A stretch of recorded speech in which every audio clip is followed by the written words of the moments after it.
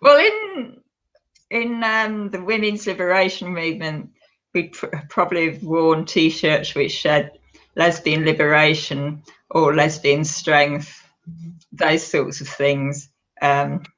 Whereas this one says lesbian now, a woman who loves women, which is a sort of updated version, but of what we're up against, really. And also in terms of badges, we had some really great badges, things like Lesbiangry, plays on the word lesbian word, Lesbiangry, and badges like, but again, badges like lesbian liberation and so on. Those were the sort of badges that we had. And women's liberation badges, like, I remember the only badge that I could find, but I couldn't find it now, is a badge which said uppity woman. And then we had other badges like, say, why be a wife, and things like that, which were very much aimed at, women, lots of women, heterosexual women in this case, having to be wives. And so there were badges for different situations that we had. That's awesome. I wish we could see all of them, I wish there was a museum or something. There is on the Lesbian Rights Alliance public Facebook page, there's some badges up there, but that's not all of them, unfortunately. Okay. Yeah, but I'm sure somebody must have a collection of them somewhere. I guess now's the right time to be going through that stuff. Yeah, because what else are we going to be doing right now? Yes. Yeah. Well, I also had some badges and some posters and stickers and things like this, but I also moved around recently, and I left a lot of that stuff in the States. Yeah. But what I do have is this shirt. It's I don't know if you can see it. You can see it, right? International Network. Yes. Yeah. One that that's really good. Yes, that's really good. Great. Yeah, Angela Wilde. She designed that whole thing. Yes, and, I've seen her. Yeah. I thought it looked really familiar. Yeah. I love this shirt. I love there's so many symbols in it. Like there's the Labrys, classic. But then there is, can you see there's a clitoris? Like on every corner. Can you see it? Oh. Right there. Oh, it's a bit hard to see, but I'll take your word for it. Yes. There's so many symbols. There's a witch's cauldron. There's the moon phases. I just thought it was such fantastic imagery that Angela put together. Yeah. I mean, they're really good. She's a really good artist in doing stuff like that. Totally. This T-shirt was actually because we were demonstrating outside a Stonewall education conference, and it was on Lesbian Visibility Day that they were having this conference, and so we made it specially, basically because what its message is, men can't be lesbians, basically. Naturally. Yeah. This is the current awful world that we're in. Yeah. But the good thing is we're still doing things. Yeah. I wanted to share this postcard that I have. It's for LFT, and it's about the oldest lesbian meeting in Germany. It's been going on since the 70s, and this year it's a bit more radical than the previous years. Oh. And what does LFT stand for? In German, it's Lesbian Frühlingstreffen, lesbian spring meeting. Yeah. So LFT is just the acronym for it. Yeah. Yeah. And also Angela designed this, which is kind of funny. Yes, it is. Yeah, very fitting. Yes. So you see the hands and everything. It's like a common. Yes. It's the lesbian sign, Yeah. I guess. Yes. Yeah. Yeah. What So else is? Yeah. Sorry. it's going to be online, so you can Yeah. go if you want. Oh right. Oh right. Okay. Yeah. Maybe I will. Oh yeah. I will. Yes. But it Okay. won't be. Will it be translated though? Yeah, a lot of it will be in translated. I'm going to be one of the English moderators, so hopefully Yeah. I'll be able to provide some English for women to understand. I surely do not understand everything Yes. in German, No. Yeah. but you Well, know, yeah. It would be really hard if you did. I mean, I mean, really. I mean, it'd be amazing if you did, given that you've only. I don't know how long you've been learning German, but probably not very long. no. No. It's like if I were to give an age to my language skill, I Yeah. speak like a toddler in auf Deutsch. But yeah, but it's like, you know, you learn any kind of language, it takes time Yeah. to Yeah. practice and yeah. Yes. Yeah. I mean, we did. Did I tell you that we did? We actually did a workshop on lesbian rights. I don't know if you've heard of Saphir, the Saphir No. organization in Germany. I'll look it up. Definitely. It's a very long-standing organisation, but it is for older lesbians. But I think you have to be over 40 to join, and they're an amazing organisation because they own loads of houses, women's houses around the country that you can go and stay in.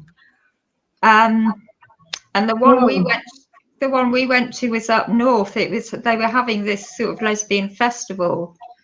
Yeah, I think it was near Bremen actually. Yeah, and we went there a couple of years ago, just to talk about the Lesbian Rights Alliance and what we were doing here in the UK. But not everyone went along with it.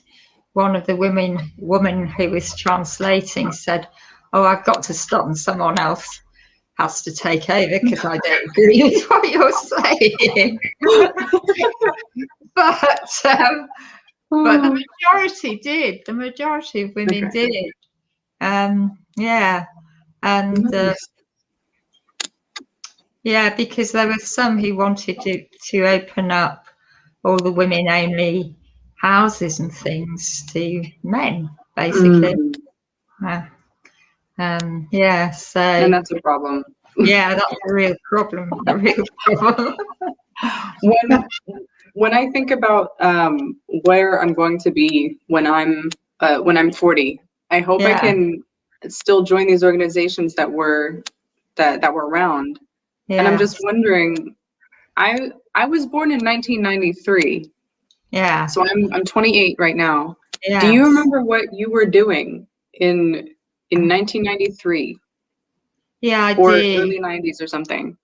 Yeah, I do, because I mean, basically, it was the absolute tail end of the women's liberation movement. Really, by 1990, the women's movement it was all in, and it started off in academia, as it usually does.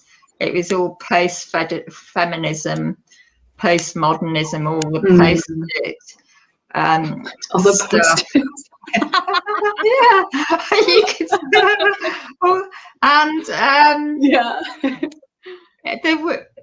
And there were loads of women who were just saying we don't need feminism anymore, and now everything is subjective. Nothing is real except for, you know, nothing is real, basically. Nothing is material. There's no material reality anymore, etc. And the queer movement was there towards, certainly in the UK, a lot of young lesbians had, because there was this law which was coming in called Section 28, which was... I've heard of this. Have you heard of that? Yeah, I saw a video of women going into a newsroom and crashing the newscast. Oh yeah, they're probably lesbian Avengers. There were some. Yes, I think they were the lesbian Avengers who were doing that. I bet it was BBC. Yeah. But it was really, they say there became a joint lesbian and gay movement to combat it. But the gay men were really dominant, and lesbians were a lot of the time invisible. And it was the law was to stop teaching of homosexuality in schools, or that local authorities should not be teaching about homosexuality in schools, and they should not be presenting homosexuality as a pretended family relationship. Which is crazy. Yes. Because if switch it around, and okay, in a opposite world, it would be, oh, you can't talk about heterosexuality. Yes. You can't teach that in school. Yes. When that's like the norm right now. Yes. If only we could ban that. Yes. But there were other things happening. That there was the young lesbians were, and this was towards the middle to the end of the 1980s. And one of the things about this joint stuff was the Greater London Council funded a lesbian and gay centre, and then it was closed down by Margaret Thatcher. The lesbian, and this is the Greater London Council, where lesbianism had become almost mainstream, and but the Lesbian and Gay Centre was it was promoting S&M, and young lesbians were following gay men into sadomasochism and bondage. And it was sort of cool that, the press, they called us anti-sex. Of course, we weren't anti-sex, but we just weren't into sadomasochism. Right. And this is coming back too. I mean, lesbians who don't do any of that whips and chains and leather stuff, they're calling us boring and anti-sex. Or sex negative. I think that's what they say now. Sex negative. Yeah. I love sex. I have sex.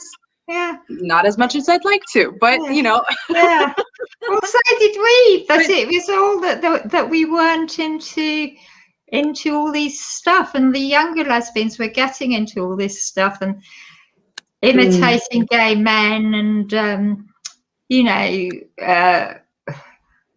and also because they were, it was almost like and the gay men used to say this, they've got virus envy, because it was the same time as AIDS, the AIDS epidemic, if you like to call it that, was spreading. But virus envy? Yeah, they were saying that lesbians had virus envy. They were envious of gay men who'd got AIDS, because a lot. I know, it doesn't make any sense. Yeah, it's really very weird, because a lot of those younger lesbians were into getting really involved in supporting gay men over the AIDS issue. Yeah. But they weren't appreciated by gay men really at all. And that's when they said things like they've got virus envy. And so that was going on as well. And really all that began to destroy the lesbian feminist movement. And you know, we would end up picketing lesbian bars that had S&M nights and so on. And there was real, you know, conflicts over it. But then there became sort of fewer and fewer lesbian bars, lesbian-only bars, which were, pro-women, not about S&M and all of that, and anti-violence lesbian bar, because most, you know, lesbians were in the movement against violence against women, which had been very strong in the early 1980s, and pornography had also become mainstream then, and so there was a movement. The violence against WAVE, or Women Against Violence Against Women, developed into an organisation called PVAW, Pornography is Violence Against Women, and so there was a lot of opposition to that, which was basically led by lesbian feminists. But of course, the pornography was another thing which was, you know, acceptable to the so-called pro-sex gay men and lesbians, and yeah, it just, so that was one of the things that certainly contributed as well as the queer post-modernist stuff contributed to the demise of the women's movement. It didn't go straight away. I mean, I'd been working for a local authority, and I went into academia and taught women's studies programs, which continued in universities, but only till about the late 1990s. And then they were just sort of, you know, wiped off the map, as it were, because we talked about material realities and what was that, you know, and the realities of women's bodies and what was happening to women and so on. So, which is crazy, because our body is where, like, our bodies are the site of where we experience the world. It's how we interact with each other. It's through the body, you know. And exactly. when I was in university, the women's studies courses, I think I took the last course that was called Women's Studies, and then the next semester, the very next one, it was called Gender Studies. So what year would that have been? Oh, this was maybe 2012. Yeah. Oh, so it went, it went maybe on it was slower to catch on in the States. Yes. But I mean, I think some universities did. I can hear my voice echoing. I don't know if that. I'll turn my volume down. Maybe it was going through my speakers. Yes. Okay. Is it better? Yeah, it is. Yeah, it is. Okay. I mean, some universities did continue with women's studies, but certainly the one I was teaching at, which was the University of Westminster, we had an MA Women's Studies program, and we had a sort of women's studies stream for undergraduates in sociology. But certainly by the end of the 90s, that had gone. I mean, I did continue to teach a course which was called Women in Social Policy, and that was up until 1914. But then that went. You couldn't have it. It was too materialistic again. You know, it's dealing with the realities of women's lives, and that just went. Do you think that's the reason? Do you think that's the reason why the movement, or why the second wave kind of dwindled out and died out in the later 90s? Yeah, I think think because so. there was such a focus on material reality, while the mainstream was focused on postmodern stuff. Yes. What do you think? Well, I think that I don't think it was because we were focused on realities. I think it was because there couldn't be a women's movement under post feminism, because they just said it, you know, it was old fashioned. It didn't need to exist. They literally couldn't have. In there, everything was totally individualistic and subjective. So to have a collective movement couldn't exist under that sort of ideology. That was, I mean, I think that was the one reason. There were I think there were other reasons in terms of the women's liberation movement. I think we were sort of too anarchistic, certainly in the UK. Okay, that's not a bad thing.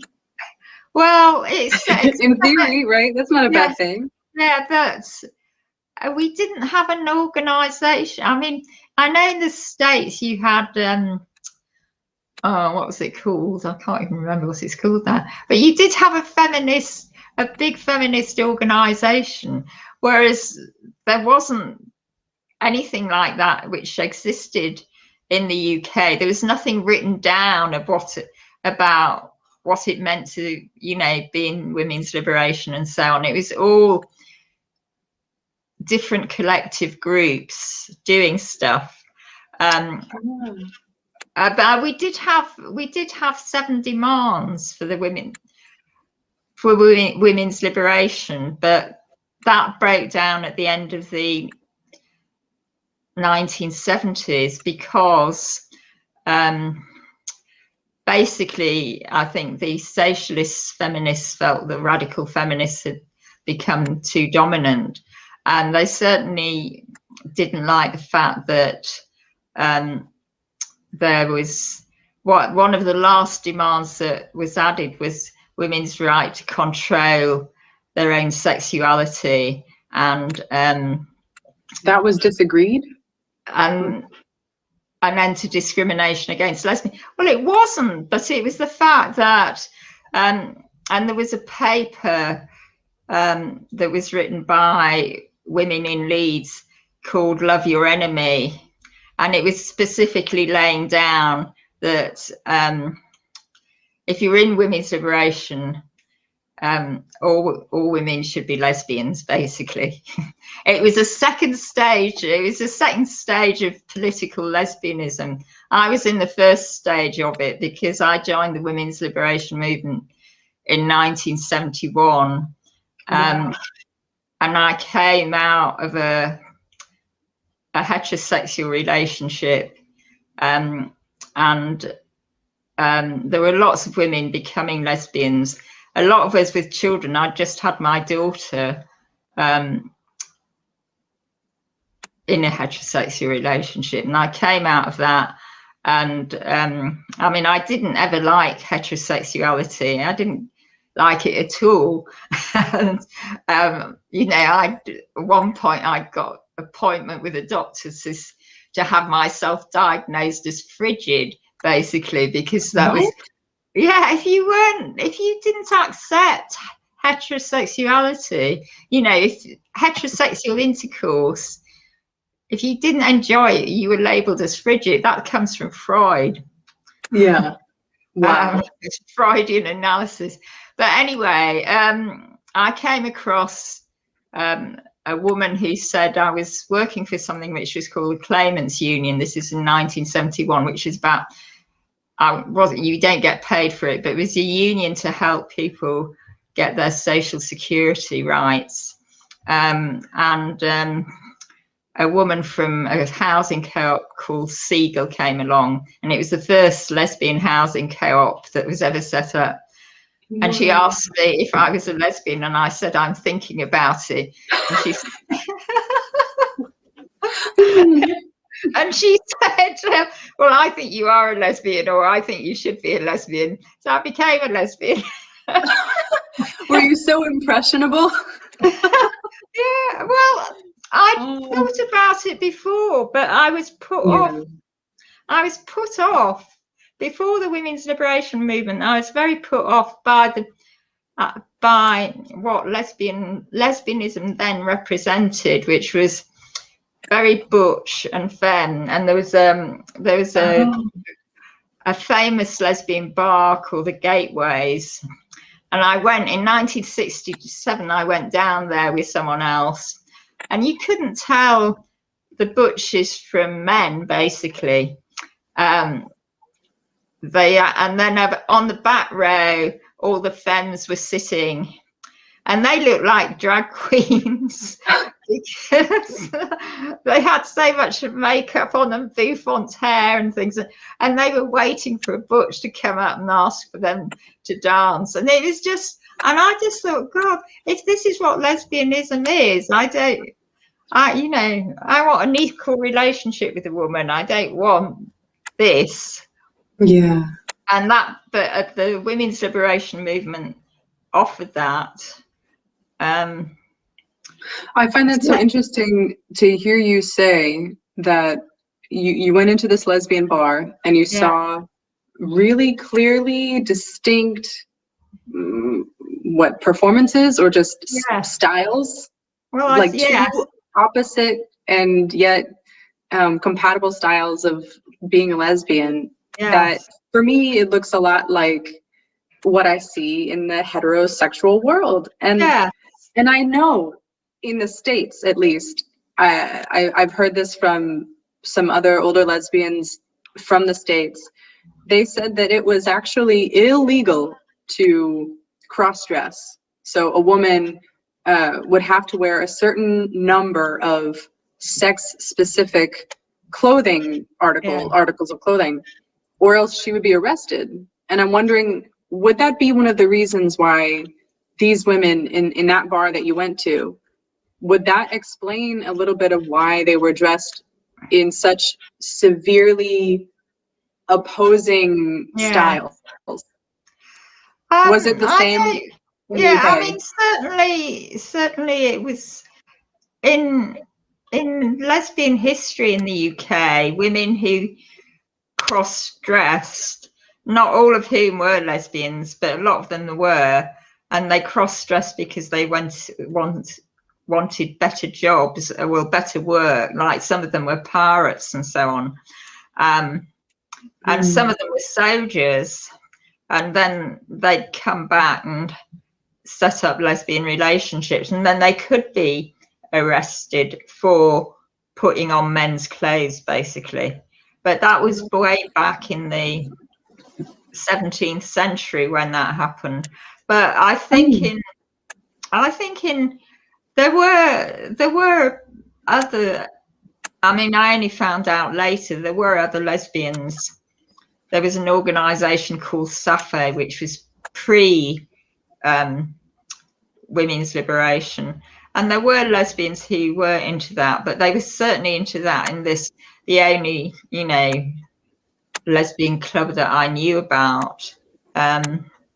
So, and they were also a close friend of mine who I met on holiday with another woman, and we were all close friends. This is when we were, well, when I was still heterosexual. She invited her around to her house, and everywhere we went, there were whips, basically. There were whips.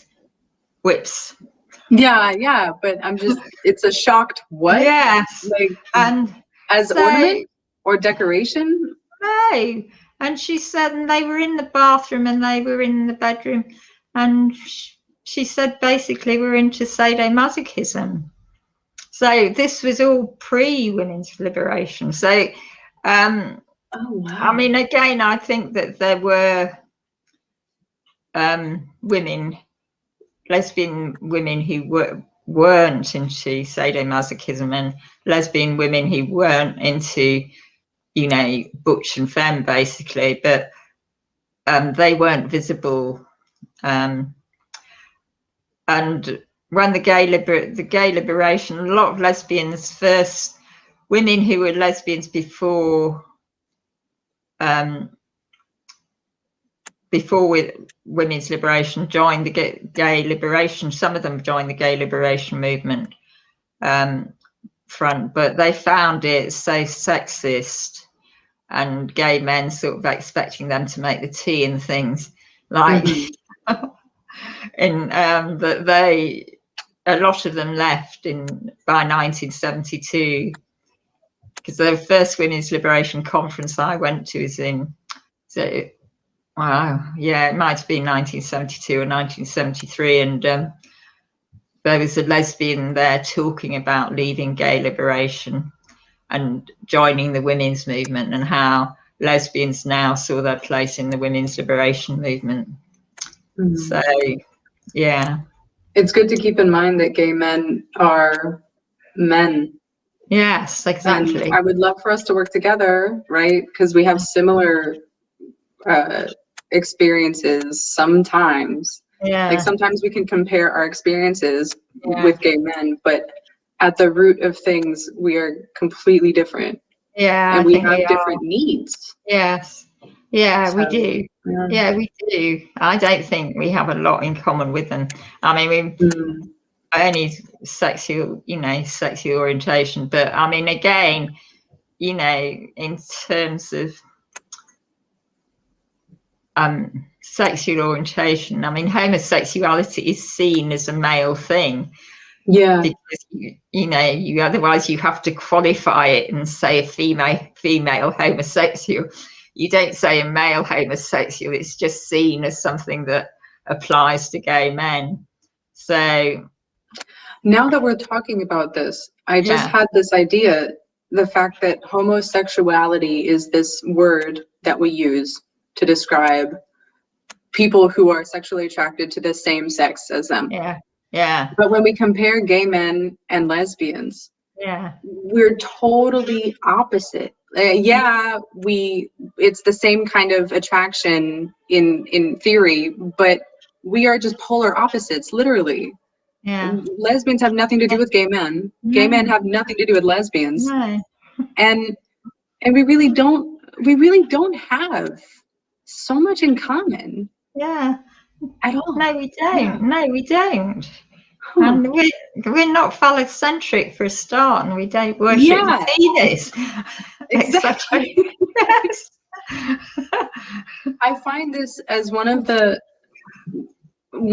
things that has been a bit difficult to deal with in the current like feminist wave, or whatever you want to call what's going on right now, is so many organizations and so many groups are being lumped in together into this one big acronym that is growing bigger and bigger and bigger every time you see it. Yes. And we really don't have so much in common with men, no matter what their sexuality is. No, we don't. And I hear women like you talking about the fact that lesbians joined the feminist movement, joined the women's liberation movement, and lesbians were at the forefront. I heard someone say that lesbians are the vanguard of the revolution. It's always in my mind. And yet the work that women before me did, the work that you did, is now just being pushed off a hill, or pushed aside, because everyone needs a piece of the pie now. And I find that a really big obstacle. And it's become I think the most awful thing about it is that it's become totally sexualized as well, and pornified, and there is a rape culture. There is horrible things have been happening here about what's been happening in schools, in mixed sex schools, boys just raping girls in the schools with impunity and so on. And I've heard some stories about that too. But the so-called lesbian and gay culture, queer culture, has also become totally sexualized and pornified, and also,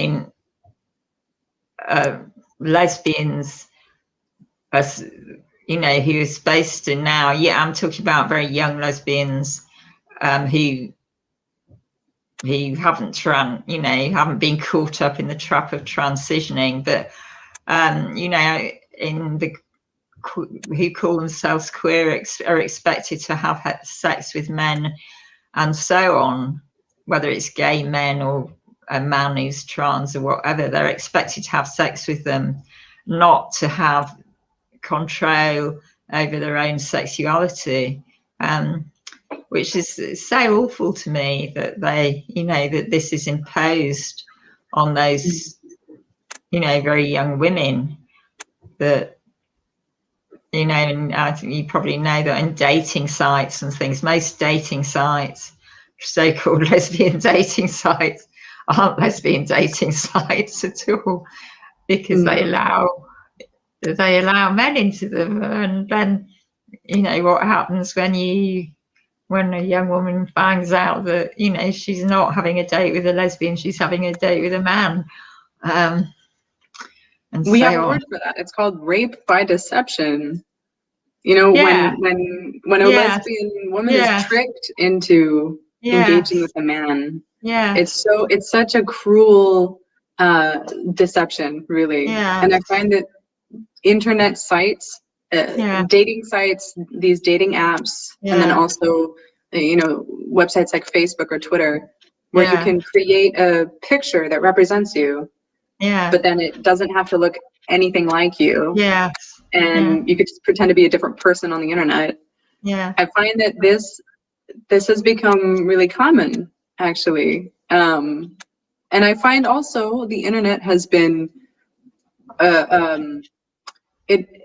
with the internet came the, I guess, saturation of the world with pornography, and it's so available now, and so this is one of the reasons why these boys, like you mentioned, these boys in like primary school are attacking young girls, and then they're getting away with it because it's what they're expected to do, actually. They're doing exactly what men are supposed to do, is dominate and all of that. But I found it really hard to come out as a lesbian because of this, because the word itself was so united with some pornographic image in my mind, because that's how I was programmed to think about it. And I'm just wondering, did you have a similar difficulty when you were coming out too? No, not at all. It wasn't associated with pornography at all. Not like it is. Well, it has been recently, and I think that's changed a bit now, because if you put the word lesbian up now, you don't immediately get a porn site coming up, and because there are lots of I think that's the one of the things we've done is make the word lesbian usable again, if you like, as not pornography.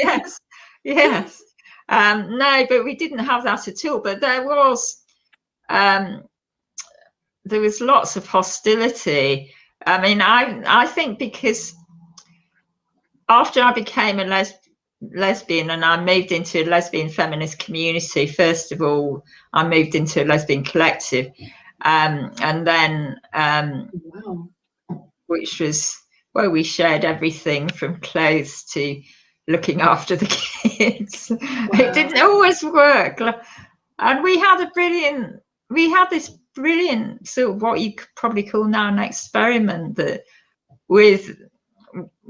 quite a few of us had very young children. A lot of us, I mean, there was 4 or 5 of us were lesbian mothers, and we had this idea that we should bring these children up completely free of sex roles, what we then call sex roles. And it was particularly important for the girls. I mean, there was only one boy in this creche, and we had a creche sort of where you took a day, but we just, eliminated sex roles and clothes and things like that. We got rid of anything that was really feminized, and we didn't have dolls and things. We had you know, we might have teddy bears and cuddly toys, but not dolls, and no pram, you know, no dolls prams. We didn't have anything like that. Yeah. Because we wanted the girls to be, you know, not be socialized into, you know, compulsory femininity, basically. Yeah. So, and that, but it didn't last. And they didn't there wasn't anyone called Daddy. We were all just mummies. We were all called Mummy. What a world. Yeah. But that lasted about 2 years maybe, because then they began to go to mainstream nursery school, and they discovered there were mummies and daddies, and they discovered that they were sex roles, and girls were supposed to do this and boys were supposed to do that. It was awful that they, you know, and they'd come home and say, oh, what's the daddy? And, you know, why don't I have a daddy, and this sort of thing. It's great to put the effort into protecting small children from all the madness of the world. But yet they're going to grow up and they're going to go into the world. It's the same kind of idea of separatism for lesbians. It's like, we can have our commune, we can have our special place, but we still exist in this world. You know? Well, in the 1970s, we did have a lesbian community, squatting community, which was, I mean, we were social separatists, if you like. Yeah. And in a way, because of that, we were protected. But it was only when lesbian mothers began to lose custody of their children that really I came across, for me anyway, the absolute hostility towards lesbians in the outside world, because the family courts were saying, you'll corrupt your children, you'll do this and that. But there's no man, so it should be totally fine. Yes, exactly. Exactly. There's no men to corrupt. Yes. Yeah, well, they saw us similar to gay men, basically. Although I'm, you know, not all gay men are into paedophilia, but they saw, you know, that, and basically, so, and these were some of the early cases where lesbians who had probably thought that they were always lesbian, but they didn't feel safe enough to leave their husbands or male partners. And they thought in the women's liberation movement, well, attitudes have changed now. You know, we'll just be able to leave and take our children with us. But no. And that was a really hard struggle around getting the family courts to accept, to see lesbianism as an acceptable, at least an acceptable, being a lesbian mother was acceptable, and that, you know, the children wouldn't be harmed, etc., etc., etc. I mean, the arguments they used were varied, because it moved from corruption till, oh, your child will be teased at school, you know, because they children tease children. It's just what happens. Yeah. I mean, okay, in a perfect world it wouldn't happen, but you'll get teased for almost anything. Yeah. So that was, I think, the first, because we, you know, I'd been a social separatist. I mean, I'd been out working in the world. I've been teaching. At that point, I was part-time teacher at a secondary school, but it didn't matter because it was quite a liberal school. So, but in the you know, the big outside world of the patriarchy, it did matter, and the really strong hostility towards lesbianism came out in that. You know, that we weren't fit to bring up children, etc., etc. So yeah. Well, that's so, it's so sad for me to hear that the women, that you and the women before me had to deal with so much bullshit just to get it, just to get here, just to get a little bit forward. I'm wondering if there's anything, if there was any moment that was super exciting for you, like if we could switch from negative to positive. Oh yeah. Like, Well, what's your most exciting yes. feminist moment? I mean, there were lots of things that were really exciting. I mean, in the early women's liberation movement, I mean, the first, I'd seen the first women's liberation march on the telly, really, and that's what made me think, yeah, as soon as I've had my daughter, I'm going to join the women's liberation movement. And they were singing this song, Stay Young, and they were doing a parody, a sort of street theatre. Some of the march were doing this sort of street theatre parody of this song, Stay Young and Beautiful If You Want to Be Loved. And sort of just highlighting that women were sex objects existing to please men, basically, and that there wasn't anything else to women. That was what they were there for. And so after that, I joined the women's liberation movement and became involved in, well, not only going to conferences, because right at the beginning, it also wasn't certainly in the UK, it wasn't a women-only movement. Men thought that they could, particularly Maoist men, thought that they could cash in on it. Really? Yeah, there was be a surprise.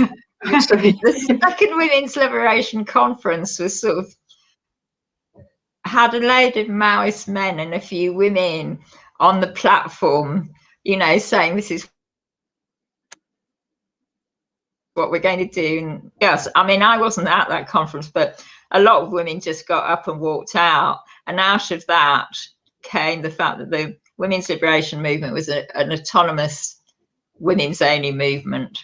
And even, you know, everyone in the movement, the socialist feminists, etc., radical feminists, had to go along with that it would always be women only. Something which today you can't even get women to agree on. Well, some of us agree. Sorry? Some of us agree. Yes. You know, yeah.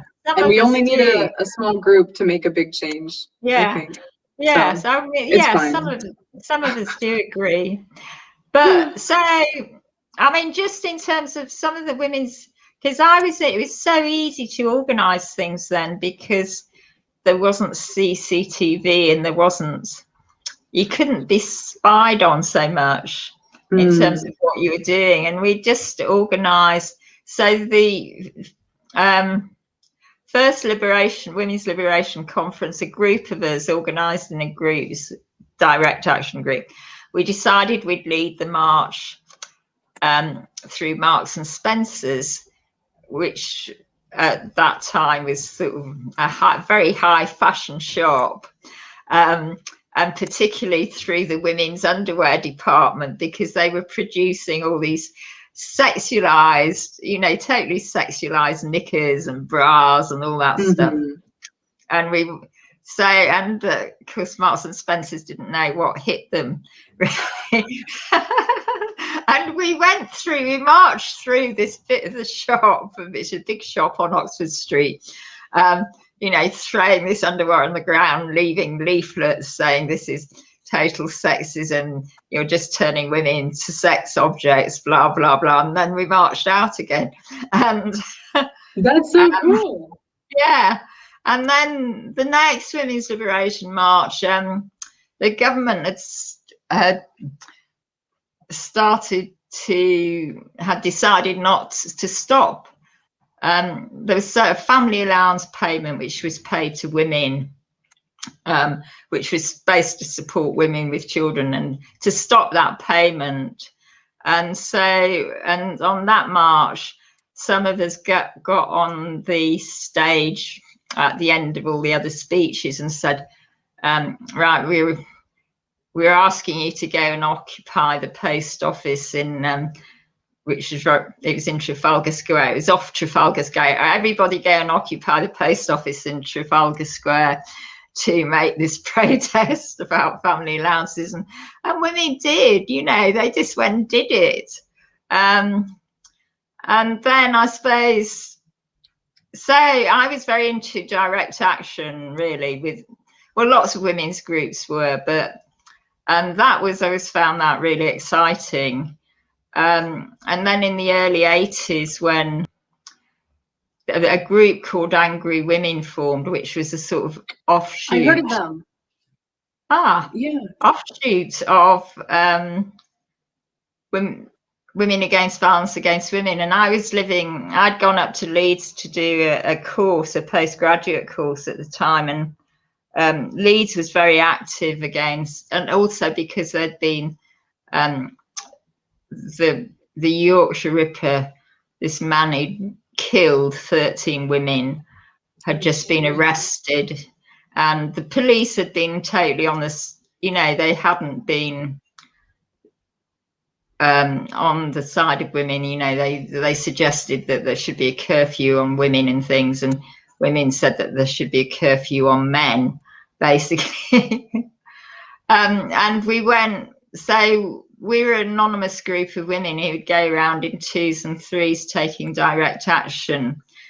And because at that particular point in time, porn shops had just been legalized, and men could go into those shops and buy horrific, like things. I don't know if you've heard of snuff movies and things, but yeah. All those, and there were a lot of films at the same time going about the misogynistic killing of women, really horrific misogynist films, which were sort of coming out of the sort of emerging porn culture in the very early 80s. Anyway, we would go round and put glue, that sort of solid glue, which you got through the sex shop, through the doors of the keyholes of so they could be able to get into their shops, and spray paint all over the front of the shops. And we'd also do the same to that, to big advertisements and things, which were really sexist advertisements. I mean, there was one famous advertisement called if this woman was a car. I can't remember what the original. You put your arm around her or something like that. Anyway, it would get its bottom pinched. Yeah, she'd get a bottom pinch. That's right. And that was it. And then somebody spray painted. Women spray painted this advertisement. If this woman was a car, she'd run you down. Yeah. And so there were lots. Yeah, there were lots of actions which were taken like that. That's photos actually in a book of that advert, because it was such a famous advert. But anything, because there were all these terrible adverts, just advertising women's legs to show off Polly something tights and things. Women were so sexualized. I mean, again, the porn culture didn't reintroduce the huge sexualization of women, which we thought to some extent in the 1970s we were challenging. But I suppose that we'd only what women's liberation had done was just tip the iceberg, just dealt with, we hadn't really challenged all that sexualization of women and women as sex objects, which I think perhaps we thought we had. I mean, we had for women in the movement, because you didn't get, I mean, whether they were lesbian or straight, you know, practically every woman abandoned wearing makeup. Which is incredible. Yes. You know, and abandoned, you know, wearing, a lot of us abandoned wearing bras. I mean, not everyone, it depended if you had big breasts or small breasts, really. Right, yeah. But I just, you know, abandoned all that sort of sexualized clothing, and most women had short hair, probably not as short as, you know, the hair we have now, but short hair rather than long hair. And yeah, it's incredible that so many women made these choices together to forego some of those accoutrements of submission, you know, the long hair, the makeup, the high heels. Yes. You know? Yeah. And one of my most favorite or most exciting moments is not really a direct action involving a store, like the way that you put cement in the locks of the door of the porn shop, which is amazing. But one of my most exciting moments, and like I have to say, in the short time that I've been active, I've had so many exciting moments. I've been able to travel so many places, and I've been able to meet such incredible women from almost all over the world, you know. And we were able to meet, which is amazing. But one of my most exciting moments was in Baltimore. It was the year after I went into the parade. So one year I was with two friends, and we joined the parade, and we held up signs, and I had a shirt that said TERF in big letters. A lot of people were shouting in support of us. And then obviously a lot of people were, you know, not so happy to see us. But the next year. Was this a Pride March? Baltimore Pride Parade. So the next year after that, we decided, one of the women that I was with the previous year, and then a few of our friends together, we decided to not go into the march, but we wanted to cover the road and the sidewalk and the lamp posts with stickers and spray paint and things like this. And I was so excited. It was such an exciting moment to go in the middle of the night at like 2 o'clock in the morning. And we just spray painted and put up stickers, and we tried very hard to cover the whole length of the parade. We had so many stickers. That sounds wonderful. It was nice. It was nice. We tried to get some photos before the morning, because we figured, okay, somebody's gonna catch on to what we're doing. And sure enough, they did. And most of the stickers were torn down, actually, or covered up with a heart that had the transgender flag on it. So the pink, white, and blue.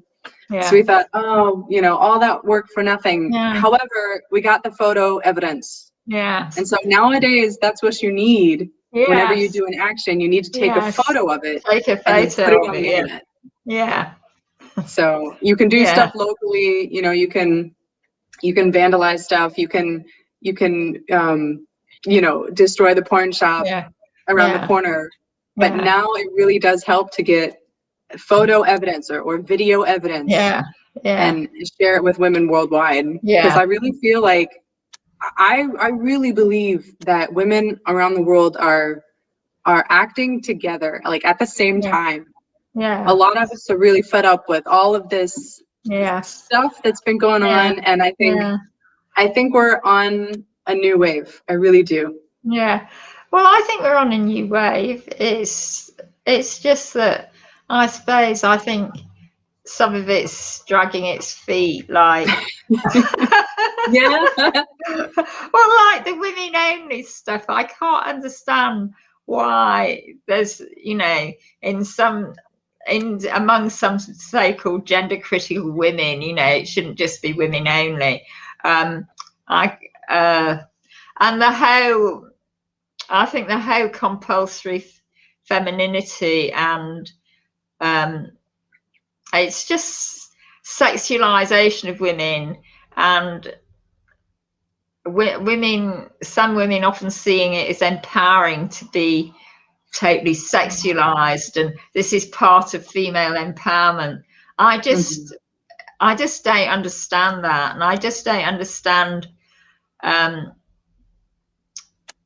how the hours that women spend on making themselves up and beautifying themselves and things, why they go along with it, really. I mean, I can see the forces on them to go along with it, because it's sort of everywhere. I mean, it's even happened, you know, even to lesbians. You know, I'm thinking about well-known lesbians like Martina Navratilova's, you know, had to feminize herself, and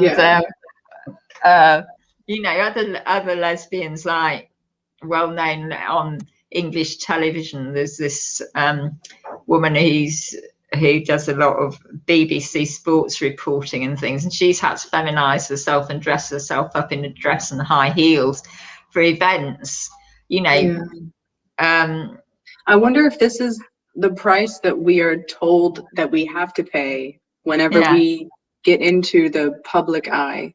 Like when I went on national TV, I allowed them to put makeup on my face. Yeah. And for some reasons it was because the lighting in the studio would make me look like a goblin if I wasn't wearing makeup. But then again, it's like, do you really need it?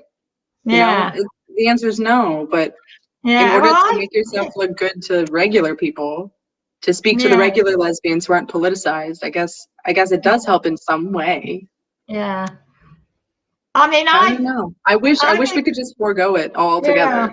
I've agreed that, because at one point I was when I was doing my PhD, I was also for 2 of us. I was also working part-time as media officer for the Rape Crisis Federation, as it then was, and used to go on the telly a lot. And and they used to insist on putting makeup on, never lipstick, but foundation or whatever. A little bit on the eyebrows and the eyes and stuff. And they'd say, otherwise they won't see you properly and things. And I'm thinking, oh. I wonder though, we have makeup for daily life, right? That's stuff that is marketed to women. And then we have makeup for the stage, like theatrical makeup. Yeah. And I'm wondering at what time did theater makeup come into real life? I think it's two different uses. And I love the theater. I love going and seeing plays, and I understand like, you need to accentuate some features to make it seen on the stage. But I guess the whole world is a stage when you're very feminized. Because it's all like a sort of performance, isn't it? And And well, I'm glad that we are both with short hair and and with no makeup. Yes. And I think a lot of women are following, not to call lesbianism a trend, but I think a lot of women are following along in the steps that the women before made with relinquishing all of this unnecessary stuff that weighs you down. And so I really do have hope for the next generations. I mean, did you wear makeup before you came across this sort of? I totally did. I wore a full face, actually. And when I stopped wearing makeup, I did it cold turkey. So I stopped wearing everything, and I couldn't look at myself in the mirror. I hated the way that I looked naturally. And it took me a few weeks to actually, I forced myself to look into my eyes in the mirror, and I was thinking, this is me, it's okay. And I don't know how other women did it, but it worked for me. And now if I think about putting on makeup, I'm like, no, I'm not going to be on a stage. It's not necessary. Yeah. You know? Well, no, I think that's really good. But I mean, I just noticed under lockdown, a lot of women, you know, just on reporting on the sort of radio and programs and things like, oh, it's so wonderful that I don't have to dress up and I don't have to wear makeup and things. And now that lockdown is over, they're all being encouraged to go back to and of course the beauty industry in itself has become so huge, and it's also staffed mainly by women. But I mean, some women, in terms of, you know, these nail bars and things, are supposed to be women who've been trafficked into working in these nail bars because they get so little money. Wow. And you know, where they do your eyebrows. I never understood why you would want fake nails that I can't type with them. No, I wouldn't either. I never understood why women would want their nails like that. And even athletes do it and things, and it's just